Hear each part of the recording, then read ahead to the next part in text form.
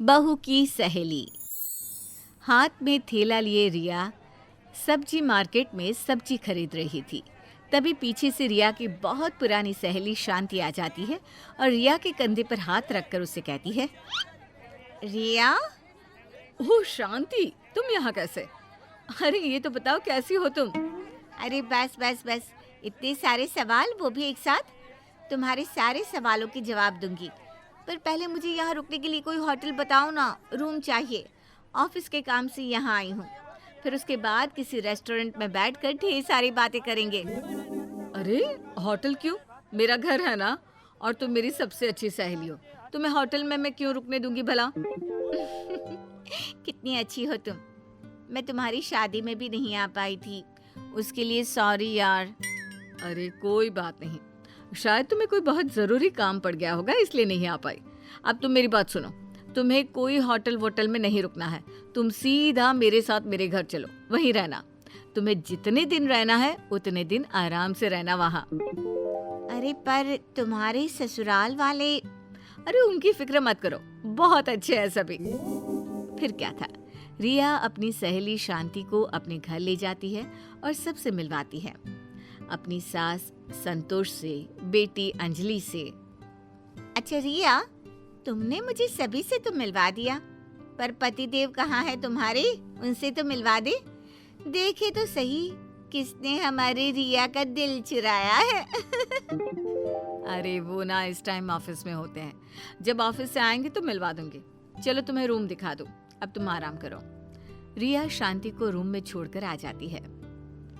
बहू, तुम्हारी जो सहेली है ना, वो अब हमारे घर की मेहमान है। उसकी खातिरदारी में कोई कमी मत छोड़ना। उसके लिए कुछ अच्छा सा बना दो खाने में, और हाँ, किसी भी चीज की जरूरत हो तो बता देना, मुझे मार्केट से मंगवा दूंगी। जी ठीक है माँ जी। माँ, वो जो आंटी है वो कौन है? कहाँ से आई है? मेरी बिटिया रानी, सब बताती हूँ। मेरे साथ मेरे कमरे में चलो। अभी अपनी मम्मी को परेशान मत करो, अभी काम में लगी है ना। संतोष अंजलि को अपने कमरे में ले जाती है।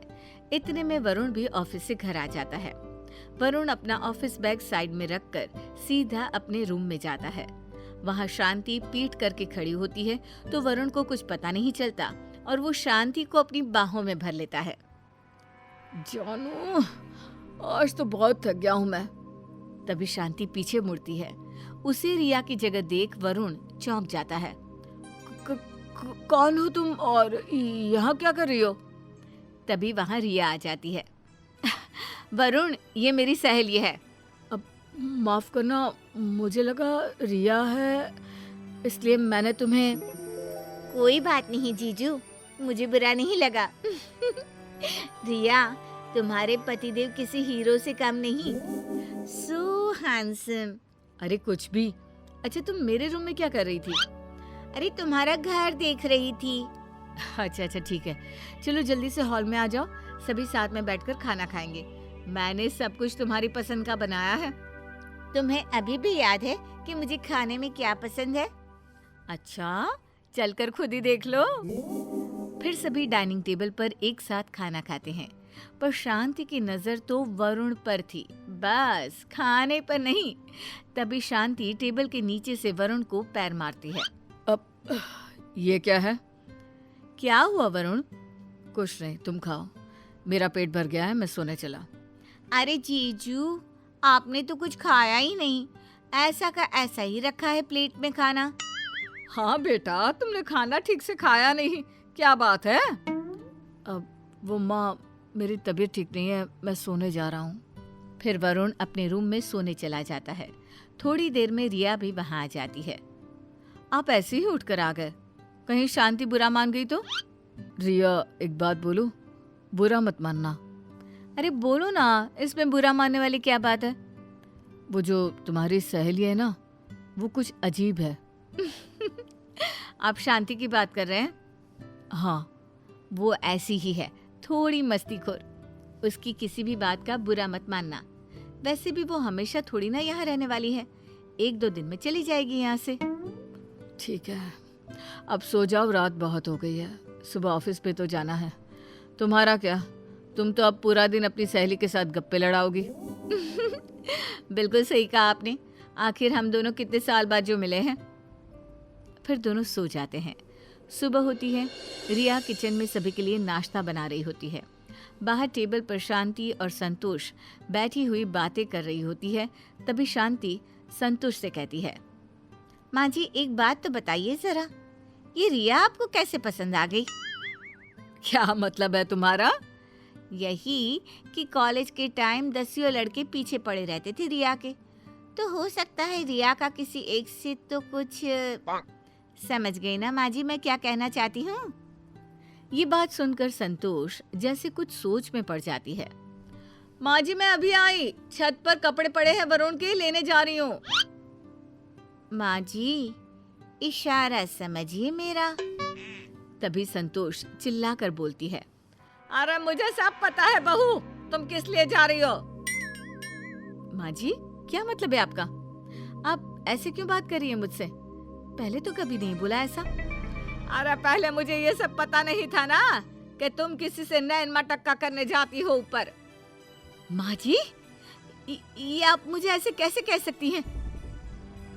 रिया रोने लगती है और रोती हुई किचन में चली जाती है।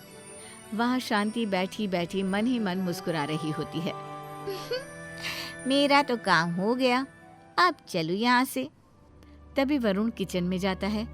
वो रिया को रोता देख बोलता है, रिया तुम रो रही हो, क्या हुआ? मुझसे क्या पूछते हो? माँ जी से पूछो ना जाकर। मतलब माँ ने कुछ बोला? तुम कैसी बात कर रही हो रिया? माँ तुम्हें अपनी बहू नहीं बेटी जैसा मानती है। उन्होंने आज तक तो तुम्हें कुछ भी नहीं बोला और आज तुम कह रही हो कि माँ ने तुम्हें कुछ कहा। मतलब मैं झूठी हूँ, तुमसे झूठ बोल रही हूँ। छोड़ो अब ये सब, मुझे ऑफिस के लिए लेट हो रहा है। मैं अपने रूम से अपना सामान लेकर आता हूँ। वहाँ संतोष और रिया में झगड़ा हो जाता है। यहाँ रिया और उसके पति वरुण में झगड़ा हो जाता है। जैसे ही वरुण अपने रूम में अपना सामान लेने जाता है, तभी शांति टॉवेल में बाथरूम से बाहर निकलती है और वरुण को पकड़ लेती है। ये सब क्या है और तुम इस हालत में यहाँ क्या कर रही हो? छोड़ो मुझे, अगर किसी ने देख लिया तो ऐसे। इतना बोलते ही रिया भी वहाँ आ जाती है और दोनों को इस तरह देखकर चौंक जाती है और रोने लगती है। अच्छा अब समझ में आया, आप मुझसे क्यों झगड़ रहे थे, क्योंकि अब मैं तुम्हें अच्छी नहीं लगती। तो मैं तो शांति जो भाग गई है। रिया ऐसा कुछ भी नहीं है, तुम मुझे गलत समझ रही हो। ये सब तुम्हारी सहेली ने।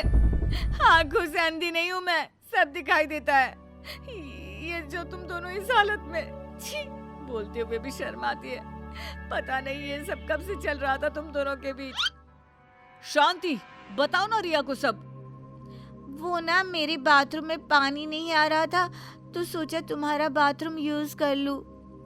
ऐसा था तो पहले मुझे बताना था ना।